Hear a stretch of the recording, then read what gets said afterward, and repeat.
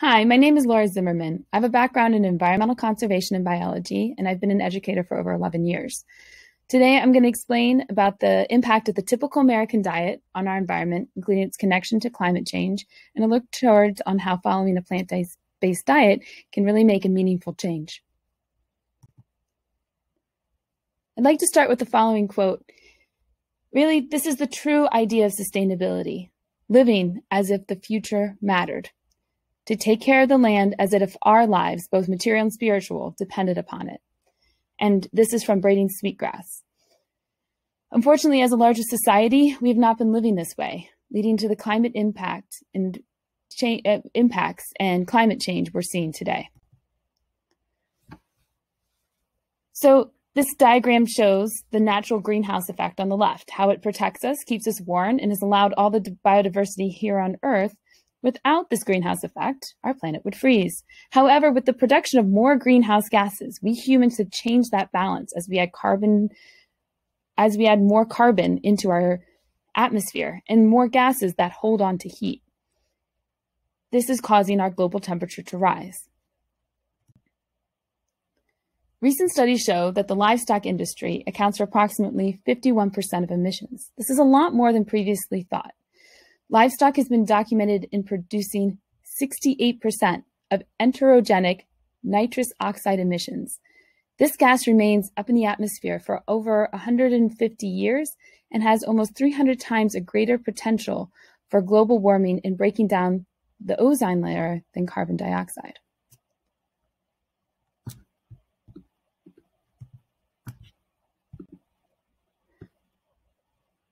As you can see on this chart, beef, lamb, and goats have the highest impact in terms of emissions, while corn, wheat, and beans have a less amount of the impact. But it also depends on the way that each of these are farmed. Not only do livestock contribute to greenhouse gas emissions, but there are also huge impacts in terms of other environmental changes. In nearly every step of meat, egg, and milk production, climate-changing gases are released into the atmosphere, potentially disrupting weather, temperature, and ecosystem health.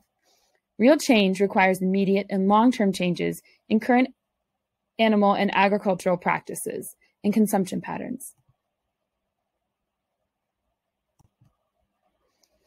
Animal production plays a major role in deforestation, turning wooded areas into grazing land and cropland for the production of feed.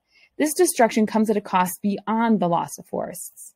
Since tropical forests act as carbon sinks, sequestering carbon and preventing its release into the atmosphere, deforestation releases large amount of carbon from both soil and vegetation. As animal product consumption grows, grazing land, soybean monocultures, industrial feedlots, and factory farms all start encroaching on forests. This has been problematic in South America. Our expansion of pasture and arable land has caused the releases of stored carbon from vegetation and soil into the atmosphere. This also, as trees hold on to carbon, are an incredible carbon sink, is also losing that ability to hold on to that carbon and also increasing the carbon change. Approximately 40% of the harvested crops in the world are used for food for animals. Therefore, if we took half that crops used as feed for those same animals, we would be able to feed people in need of food around the world and really solve the problem of world hunger. Massive forest clearing also leads to animal extinctions. Up to 137 species of plants, animals, and unique insects are lost every day due to forest clearing. Studies have measured the impacts of different diets. And in one such study, when they looked at how much was saved by someone who ate a vegan diet, it was 4,124 liters of water, 20 kilograms of crops, 2.8 squared meters of forested land, 10 kilograms of CO2, and the life of one animal. The livestock industry in the U.S. produces over 100,000 pounds of waste per second. Studies have shown that a farm with 500 milking cows produce the same amount of waste as a city with over 400,000 residents.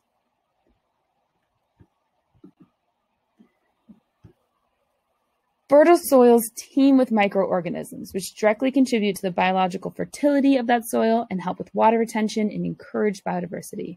Our scientific knowledge on soils is incomplete since these studies are often underfunded.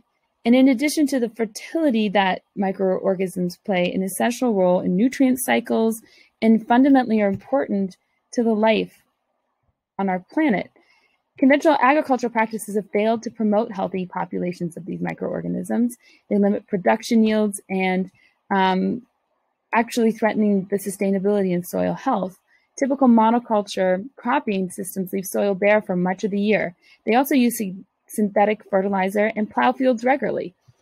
These practices leave soils low in organic matter and prevent the formation of deep, complex root systems. Among the results, soils hold less water, which worsens drought, and also increased erosion and water pollution, as well as increased flooding. Going back to thinking about the quote at the beginning of this talk, there are many really looking at sustaining how we can be more sustainable in terms of making our planet available for future generations. And also really looking to aim beyond just sustaining our planet, but how we can regenerate our planet. With this lens, we can look at how we can contribute, look for new ways to foster new life, strength, and vigor, in part to relearn what many of our ancestors already knew.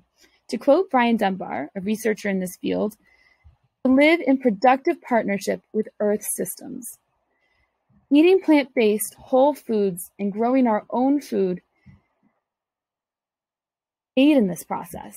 Also, composting and reducing our food waste are also important ways to help with soil health and reducing our carbon emissions. Thank you so much for listening.